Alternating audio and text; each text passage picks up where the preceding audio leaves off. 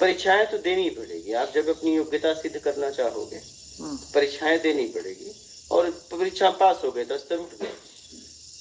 और गुरु उस बंदे को योग्य समझ रहे हैं कि उसने अपनी पात्रता बढ़ाई और वो उस टाइम पे योग्य हो गया। लेकिन जैसे वो परीक्षा हॉल में बैठा, क्योंकि हमारे इतने पुराने जन्मों के संस्कार हैं, प्रारब्ध से जो लेके आए या इस जन्म में कैरी ऑन करके लाए कहीं कहीं से, उस टाइम पे वो अगर फेल हो जाता है वहां पे, क्योंकि कुछ तो पात्रता थी ना, कि गुरु का योग्य समझना भी अपने आप में एक बहुत बड़ा अद्भुत काम है। तो गिर गया, तो उस टाइम पे वो फेल हो गया, वो गिर गया।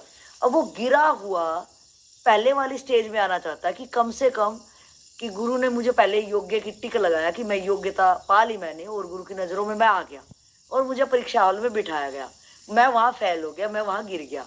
अब मैं दोबारा कैसे कोशिश करूं, क्या ऐसा? अब स्थिति देखा जाएगा कि किस स्थिति में गिरा ये। ठीक है। हाँ, ये गिरने में कोई भटका दिया, या तो समझ के यही भटका। दो स्थितियां होती हैं, या तो सामने वाले ने भटका दिया, भ्रमित कर दिया, ये अपनी ताकत लगा रहा था लेकिन लगा नहीं पाया, या तो ये सामने वाले के साथ मिल गया।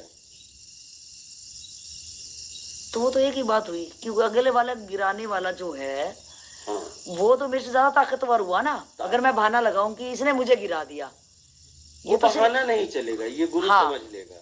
वो आपका बहाना वो पूछेगा भी नहीं।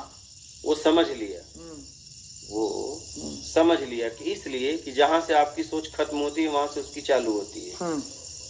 तो वहां तो आपसे बात भी करने की जरूरत नहीं है। उसे समझ में आ गया कि तुम फेल हुए तो किसी स्थिति में फेल हुए, वहां सफाई नहीं चलती है। ठीक है।